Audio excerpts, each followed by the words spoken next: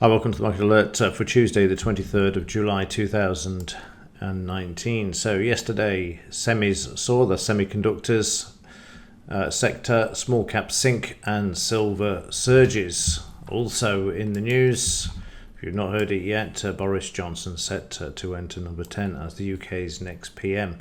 Let's start off with this one. I'm not going to get political. We'd only have to look at the pound to see the reaction. The market moving lower after trading up to the 200 bar moving average. I love these signals where the market comes back through with selling and then moves lower. The announcement comes out later on after the market bounces back 76%. Just mark that up for you as well. It's all right saying it. So from there down to there, you'll see bang on 76% there, and then the market has made it known that it's obviously not fond of the news at the moment, and the pound continuing to move lower. First headache for Johnson. So that's where the pound is. Let me just remove that, and let's just mark up a retracement in the pound as well. Watch the 12424 level. We'll save that, and then of course also keep an eye on the recent low, which is 123817. So we'll save this as well. So there we go. That's the pound. No news again today, as I've mentioned. It's a very slow week, and the Dow yesterday. Get the right chart there. We'll start off with the daily, very quiet. The market moving back to the upside, getting into a bit of a sideways move here, waiting for the Fed next week. If they don't increase, then there'll be carnage, that's for sure. Sorry, if they don't decrease rates, there will be carnage, as the market is so much expecting a 50-point basis point reduction in interest rates. So watch 27,319 as the market attempts to run back to the upside. In the intraday yesterday, we saw the market moving higher, driving through the 200 bar moving average, but then running out of steam with a double top in the pre-market session, and then sailing to the downside 100 points before then bouncing and playing with the 200 bar moving average, not making any progress once it was through, or to the downside. Like I say, they're waiting for the Fed. They drive through before the close, and that was because they've managed to increase the debt ceiling in America before October. The madness continues. So that was the reason for stocks rallying into the close there. That's what you're seeing there.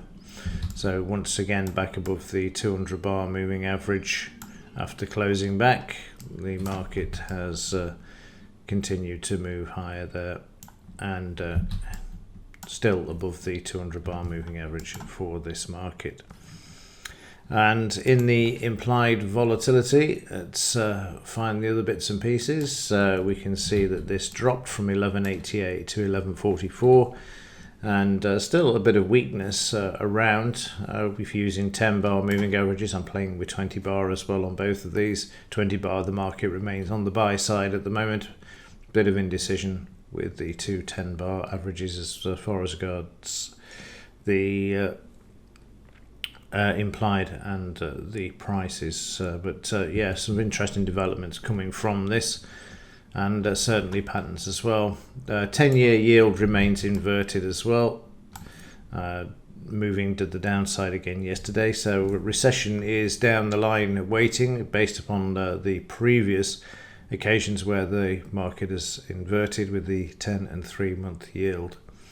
Also, while we're here, Deutsche Bank, fascinating. I am absolutely staggered that this market is still holding on these levels, and I saw this video yesterday which I would recommend you have a look at.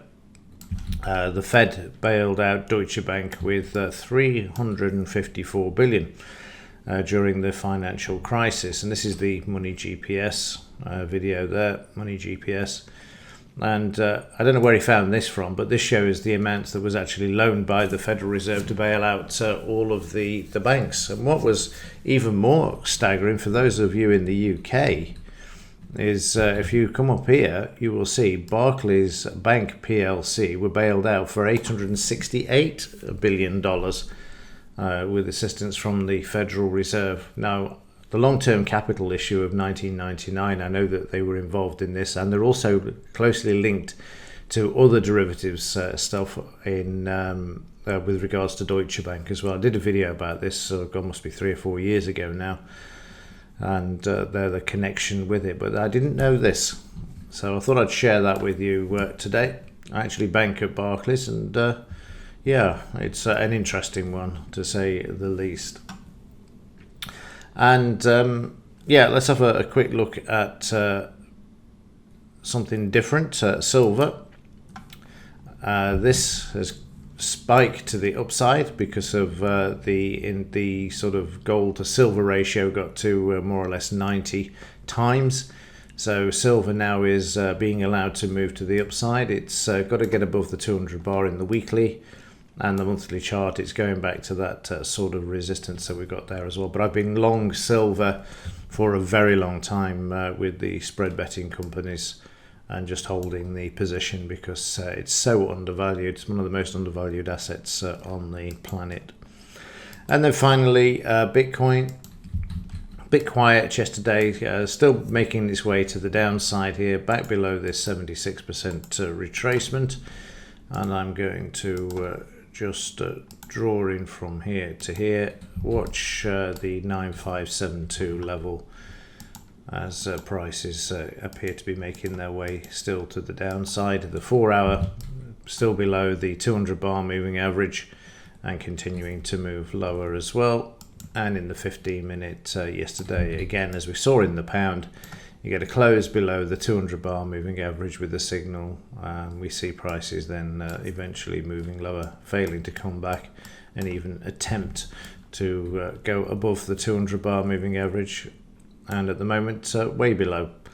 And could find a bit of support here down at yesterday's low. We'll wait and see. But at the moment, the Bitcoin market under bit of pressure and still correcting, but a crucial area there, 9572. Okay, that will do it for this one. Not expecting a lot today as the market waits for the Fed's decision, which is going to be a week tomorrow. So let's see how things pan out, unless of course Trump comes out with some other blistering tweet to move the markets, but we'll just have to wait and see. Okay, that will do it for this one. If there is anything to report, I will let you know, but otherwise, as ever, thanks for watching. See you in the next one.